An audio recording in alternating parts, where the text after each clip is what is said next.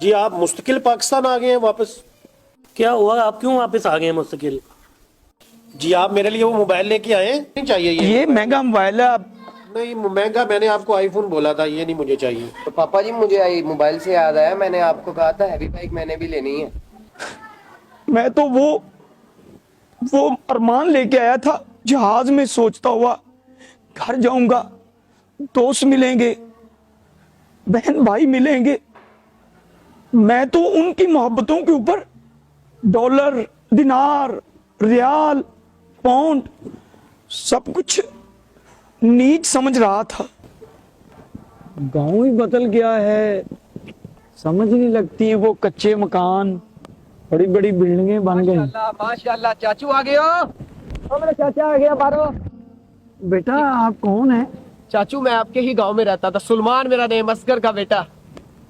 वो छोटा सा जिसको मैं खिलाता था। हाँ जी चाचू। बेटा बड़े हो गए हो, अल्लाह ताला तुम्हें सलामत रखे। मैं आपको छोड़ना हूँ घर पे? नहीं कोई बात नहीं, मैं जा रहा हूँ बस ना।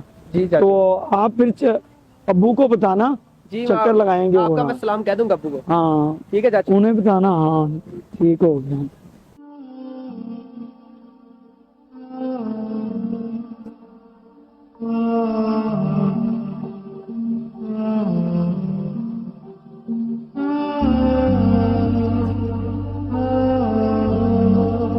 आए आजे घर आ जाए। यार आप बता देते, आपको एयरपोर्ट लेने आ जाते, आप अकेले ही आ गए।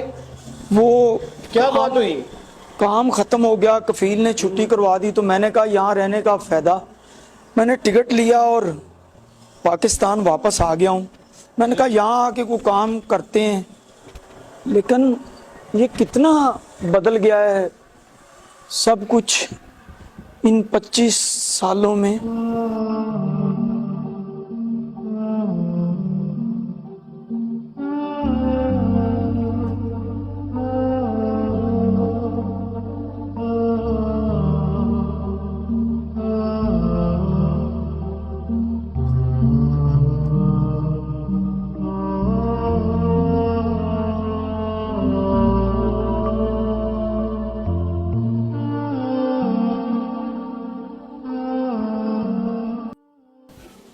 पापा जी ये आपके दोस्त हैं।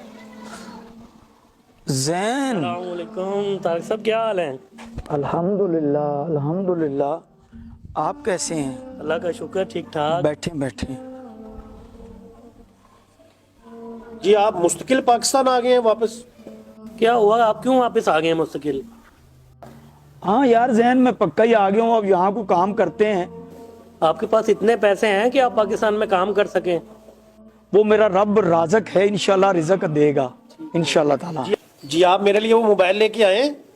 हाँ हाँ मैं आपका मोबाइल लेके आया हूँ। अच्छा। शाहरुख बेटा वो बैग में से मोबाइल लेके आना, वो डब्बा पैक है, डब्बे में। हाँ हाँ लाओ, यही वाला। हाँ जी जी, ये लें जी। ये मोबाइल तो मैंने नहीं बोला आपको, मैंने आपको आईफोन बोला था। मैंने आईफोन ये भी महंगा मोबाइल है।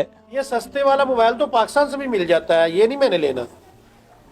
ये रखे अपने पास, मुझे नहीं चाहिए ये महंगा मोबाइल है। आप नहीं महंगा, मैंने आपको आईफोन बोला था, ये नहीं मुझे चाहिए। और पापा जी मुझे आई मोबाइल से याद आया, मैंने आपको कहा था हैवी बाइक मैंने भी लेनी है। मैंने तो अपने दोस्तों को भी बताया हुआ कि मेरे पापा आएंगे और मैं उनको हैवी बाइक लेके देंगे मुझे। बेटा वो हैवी बाइक का कर लेते हैं कुछ ना कुछ। पापा जी करना नहीं मुझे, वो लेके दे, मैंने तो काम अपने शुरू होता है ना दोस्तों को जैन, तो इसको हैवी बाइक भी ले देंगे। जी जी, ठीक है ना? आपको दिला देते हैं। नहीं ला नहीं देते, इनको कहे मुझे लेके दे।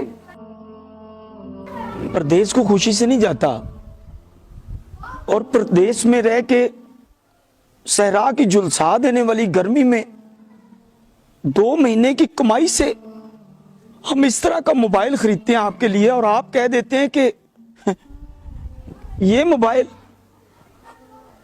और औलाद इसलिए नाराज होगी कि कह दिया कि हैवी बाइक ले देंगे। भाई काम चलता है तो आपको परदेशियों की तकालीफ का शायद अंदाजा नहीं। आप ईद पे यहाँ खुशियां मना रहे होते हैं और हम रो रहे होते हैं। आप यहाँ जानवर ज़िबा कर रहे होते हैं, हम अपने अरमानों को अपनी खुशियों को ज़िबा करते हैं, कंबल में मुंह छुपा के रोते हैं। बीमार भी हो तो घर से फोन आ जाए, बेटा कैसे हो। आप अपनी आवाज से साबित नहीं होने देते कि हम बीमार हैं। हम कहते हैं ठीक है जी, हम तो बिल्कुल ठीक हैं। आपको अगर हमारी तकालीफ का अंदाजा हो तो आप कभी भी ये बातें ना करें। परदेश तो परदेश है। देखें, अब उन्होंने कह दिया कि जाओ भाई, तो अपने वतन ही आना है। मैं तो वो अरमान लेके आया था जहाज में, सोचता हुआ घर जाऊंगा, दोस्त मिलेंगे, बहन भाई मिलेंगे। मैं तो उनकी मोहब्बतों के ऊपर डॉलर, दिनार, रियाल, पाउंड सब कुछ नीच समझ रहा था। लेकिन यहां आके अंदाजा हुआ कि लोग हमसे नहीं, दिनारों, डॉलरों और पाउंडों से मोहब्बत करते, डॉलरों से मोहब्बत करते।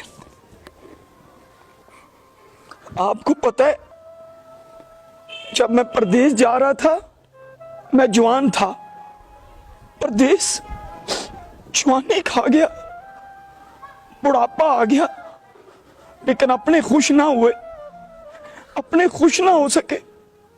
मुझे वो वक्त आज भी याद है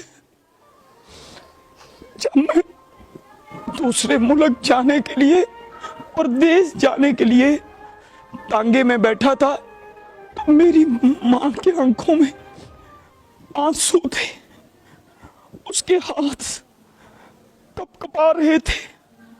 और जब भी मुझे किसी का लेटर मिलता, ख्वाहिशात होती थी। माँ पूछती थी, बेटा मुझे कुछ नहीं चाहिए, तुम अपने वतन कब वापस आओगे? तुम्हारे पैसे आ जाते हैं, तुम क्यों नहीं आते?